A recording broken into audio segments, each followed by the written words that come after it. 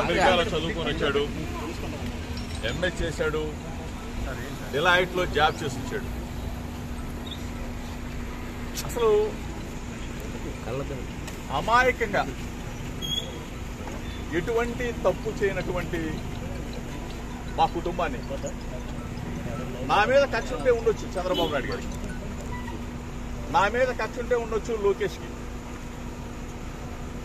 ఎగిరిగోల్డ్ ఏంటి బాబు, ఎగిరిగోల్డ్ ఆస్తులు already attachment లో ఉన్నాయి. మొట్టమొదటిసారిగా నేను మీడియా ముందు మాట్లాడుతా ఉన్నా. మొట్టమొదటిసారిగా ప్రభుత్వం అధికారంలోకి వచ్చిన తర్వాత మొట్టమొదటిసారిగా మీడియా ముందు ప్రభుత్వం ఏదైనా మంచి చేస్తే మంచి చెప్దామని చెప్పి అనుకున్నాం. కానీ ఈరోజు ఎగ్రిగోల్డ్ భూములు ఏంటి, ఆల్రెడీ అటాచ్మెంట్ లో ఉన్న భూముల్ని ఎవరన్నా కొంటారా? అటాచ్మెంట్ లో ఉన్న భూములు అది కూడా 2300 గజాల భూమి. ఆ 2300 గజాల భూమిని ఈనాడు పేపర్లో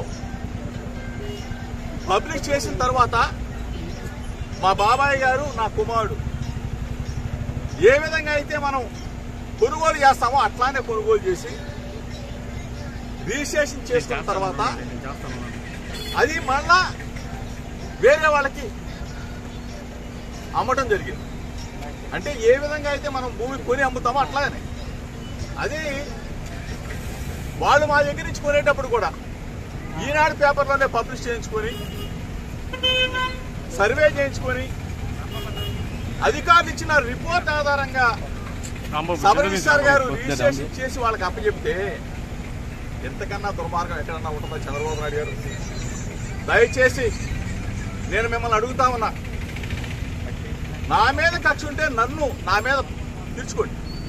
అంటే అభం శుభం తెలియని నా కుమారుడి మీద అమెరికాలో చదివి వచ్చాడు, ఎంఏ చేశాడు, డిలాయిట్ లో జాబ్ చేస్తున్నా నా కుమారుడి మీద మీరు తీర్చుకునే కార్యక్రమం చేయటం న్యాయమేనా, మీకు ధర్మమేనా అని అడుగుతా ఉన్నా.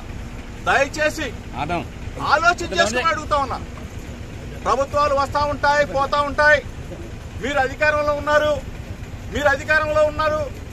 దయచేసి ఒకసారి ఆలోచన చేసుకోండి.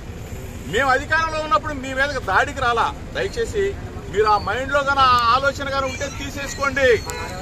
ఆనాటి ముఖ్యమంత్రి జగన్మోహన్ రెడ్డి గారి మీద అయ్యన్న పాత్రుడు గారు చేసిన విమర్శల్ని నానా బూతులు తిట్టిన తర్వాత మీ ఇంటికి వచ్చి ఒక పెద్ద మనిషికి నిరసన తెలియజేయడానికి వచ్చాను తప్ప మీకు చెప్తే ఈ వ్యవస్థను మారుస్తారేమో.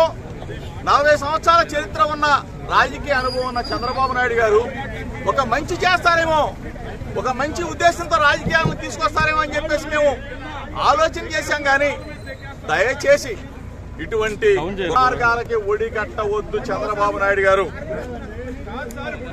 ఇప్పుడు రాజకీయంగా మా మీద కక్ష తీసుకోవచ్చు, రెడ్ బుక్ రాజ్యాంగాన్ని మీరు తీసుకురావచ్చు, మీరు అమలు సూపర్ 6 మీద ఆలోచన చేయండి. ఆ సూపర్ 6 అమలు చేస్తే అందరూ కూడా ఆనందంగా ఉంటారు. అంతేగాని డైవర్షన్ పాలిటిక్స్ చేస్తూ అభం శుభం తెలియని పిల్లల మీద ఏంటి సార్ ఇది? దయచేసి మీకు కూడా పిల్లలు ఉన్నారు, మీకు కూడా పిల్లవాడు ఉన్నాడు. మీ ఇంటికి మా ఇల్లు ఎంత దూరమో మా ఇంటికి మీరు కూడా అంతే దూరం.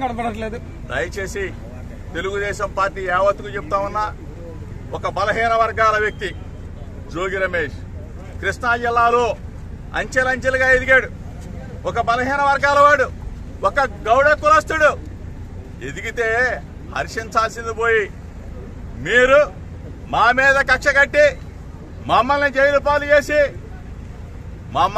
పాలు చేస్తే మీరు ఆనందం పొందుతారు. ఏంటి దుర్మార్గం?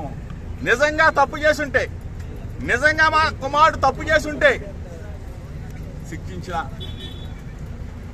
అదొక అందం. కానీ ఏమీ తెలియకుండా ఈ విధంగా చేయటం ధర్మం కాదు, మీకు న్యాయం కాదు. ప్రజలు చూస్తా ఉన్నారు. ప్రజాస్వామ్యవాదులారా ఒక్కసారి ఆలోచన చేసుకోండి.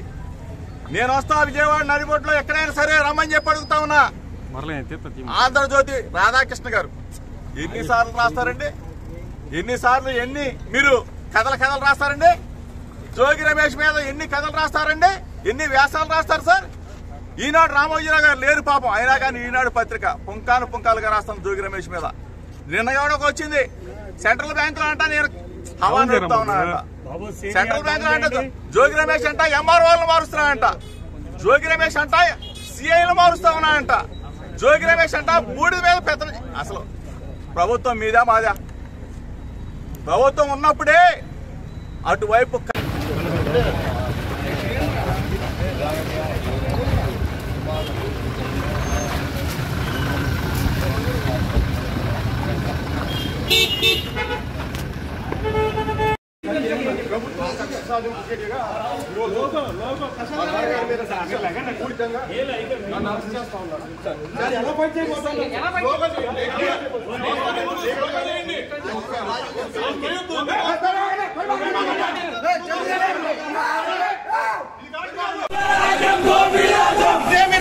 ఇదేమి రాజ్యం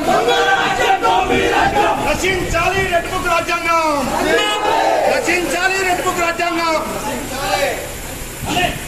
వర్ధిల్లాలి జోగిరాజు నాయకత్వం, వర్ధిల్లాలి జోగిరాజు నాయకత్వం. రచించాలి చంద్రబాబు దమన నీతి, రచించాలి చంద్రబాబు దమన నీతి. డౌన్ రెడ్ బుక్ రాజ్యాంగం.